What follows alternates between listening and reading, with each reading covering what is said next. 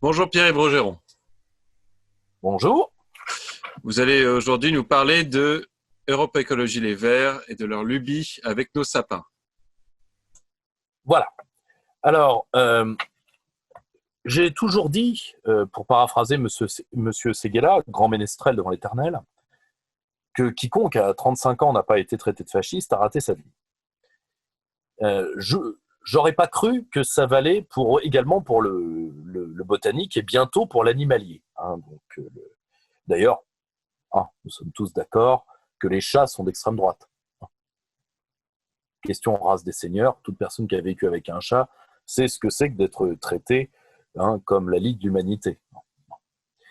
Eh bien, les édiles écologistes de Bordeaux, qui ont été élus à la faveur de la gentrification de la ville et de la haine anti-prolo de M. Juppé, le meilleur d'entre eux, sont partis en guerre contre les sapins de Noël au nom, je cite, de l'émotion bien normale et compréhensible que provoque chez ce brave écologiste la vision du bois mort. Alors, du bois mort, attention, du bois mort pour les sapins traditionnels. Nous sommes à Bordeaux, grande ville de vin, comme chacun sait, et le vin est conservé dans du bois mort. Alors, premièrement, déjà, je ne suis pas totalement certain que tous les spécialistes de botanique diraient que le bois n'a pas toujours une parcelle de vie, mais ça, je sortirais de mon domaine de compétences si j'entrais là-dedans. Mais deuxièmement, si vraiment on doit aller là-dedans, alors il faut arrêter les tonneaux en bois pour le vin. Et pour tout type d'alcool, d'ailleurs. Non, là, c'est les sapins de Noël qui ont été visés, et comme dit très bien ce maire qui était très en verve, je me fous de ce que les fachos pensent. Bon. Donc, voilà. Mon beau sapin est-il fasciste? Je ne m'étais jamais posé la question, mais je remercie les écolos qui sont sortis de leur rêverie métaphysique habituelle sur les pissotières naturelles qui doivent être nourries à l'énergie solaire, mais qu'on met à l'ombre des arbres en oubliant que que le printemps et l'été, les arbres vont fleurir et que donc les pissotières ne marcheront plus et se déverseront, ce qui est arrivé à Paris. Ou alors d'autres lubies extraordinaires qu'elles ont en commun avec les lobbies féministes ou les lobbies intersectionnalistes LGBTQI, taratata, vous irez jusqu'au bout de la ligne, qui se demandent, par exemple, est-ce qu'il faut écouter de la musique faite par des hommes? Voilà, donc il est vrai que Beethoven, en plus d'être sourd comme un pot, était un mâle. Donc, alors, faut-il liquider Beethoven et entrer dans une musique intersectionnaliste pour transsexuels furtifs et travestis ambigus?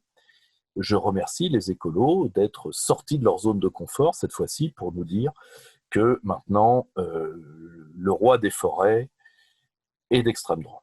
D'ailleurs, on s'en doutait un peu, parce que ce sapin immuable qui règne sur les forêts, ça sentait vraiment l'horreur, presque le nazisme. Donc, voilà. Mais en réalité, au-delà du bon mot, il y a une réalité politique atroce derrière cette phrase dont je suis sûr que l'intéressé ne l'a pas mesurée lui-même. En réalité, l'écologie, je pense que sincèrement que c'est une sensibilité que nous avons tous, parce que je n'ai jamais rencontré quelqu'un me dire « Ah, moi, ce que j'aime, moi, j'aime vraiment saloper mon environnement, si tu veux. Moi, je demande à tous mes copains de me passer leur huile de vidange pour pouvoir aller la mettre dans les prés. Tu vois.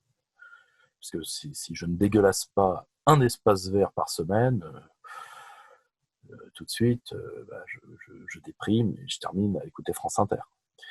Donc, j'ai jamais croisé ce genre de gibier de psychiatrie. je pense sincèrement que, mis à part dans les lubies justement des humoristes de France Inter, ces gens-là n'existent pas. En réalité, l'écologie est quelque chose d'extrêmement sérieux. C'est une science à la base, hein, donc d'où le écologie. Et ça demande, quand ça doit s'emparer des politiques publiques, ça demande du sérieux, le même type de sérieux qui a présidé à la rédaction de l'ouvrage de mon ami Philippe Murer sur la transition écologique, un défi passionnant, paru aux éditions Jean-Cyril Godefroy. Cet ouvrage prend les problèmes un par un et les étudie de manière rationnelle par rapport aux axiomes de liberté et d'indépendance de la France. Et on se rend compte de quoi? C'est que c'est très simple, hein, c'est comme le Ziva de banlieue et le transformateur électrique, it's a match. Voilà. Donc, ça match.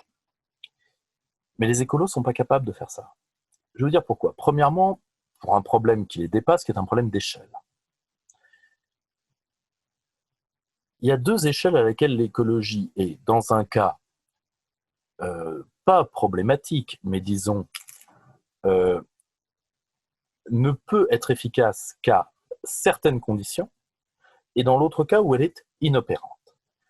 C'est l'échelle locale, où elle doit être faite non comme une force d'impulsion, parce qu'il n'y a pas ni la taille critique, ni les moyens de puissance publique, ni la légitimité politique, mais en coordonnant les initiatives locales, ce qui d'ailleurs souvent en marche très bien, et doit être une force à la fois de concertation, de coopération et de coordination. C'est déjà beaucoup.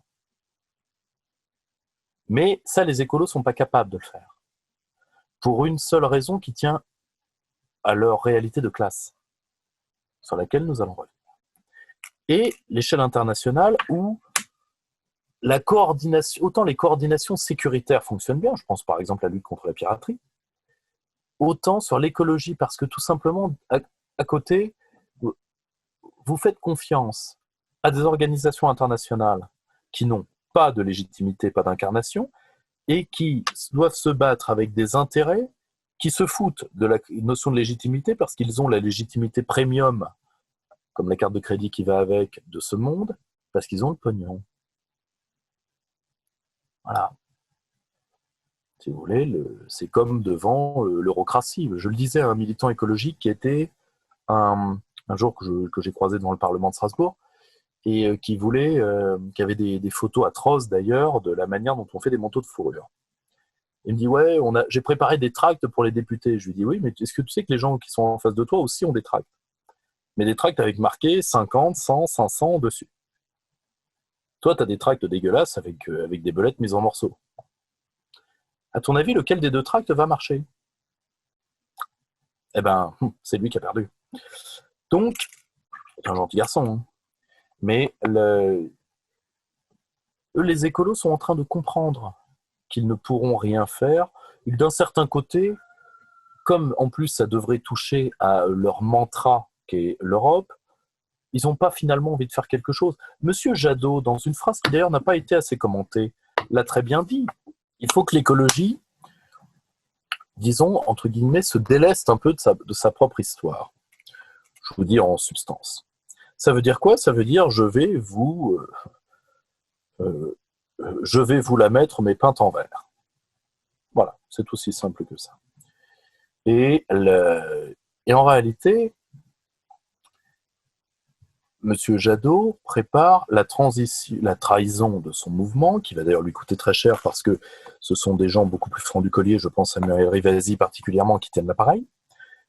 Mais Jadot, ce qu'il veut, a-t-il des ambitions présidentielles? J'en sais rien, je pense pas. En tout cas, s'il les a, bon courage à lui. Mais je pense surtout qu'il a une envie folle d'être ministre de haut rang dans un gouvernement Macron X. Voilà. Et qui sait, peut-être même PM.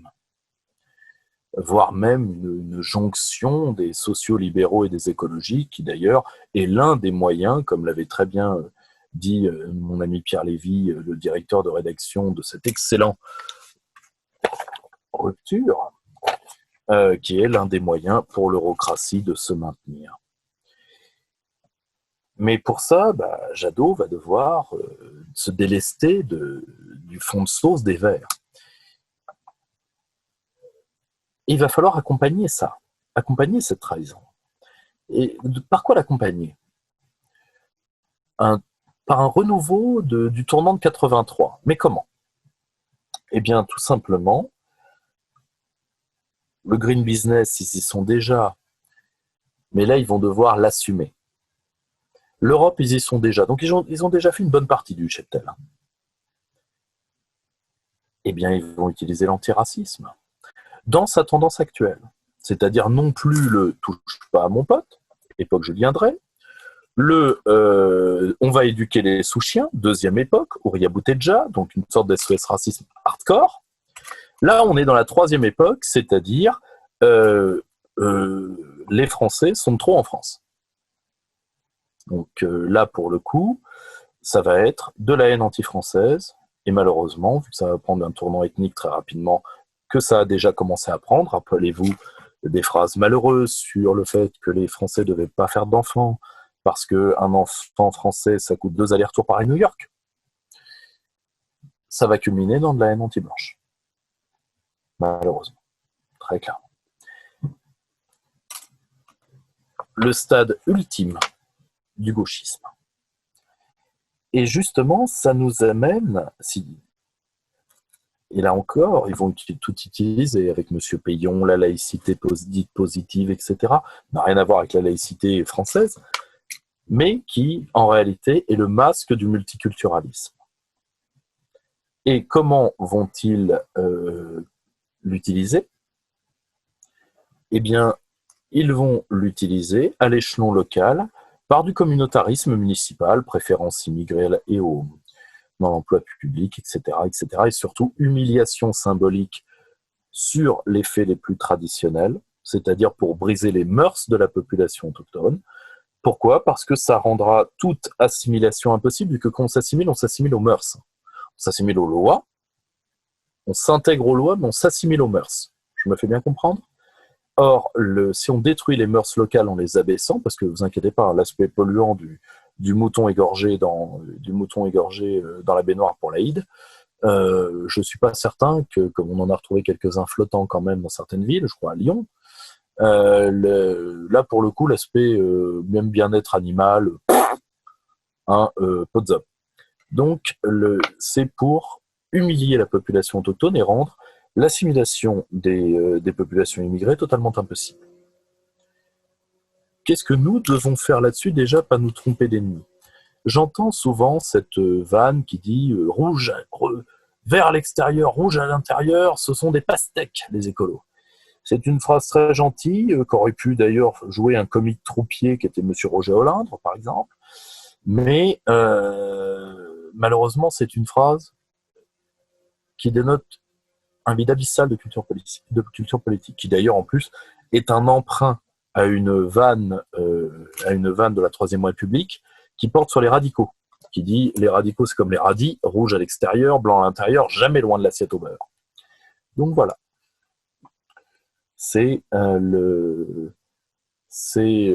Comment dire,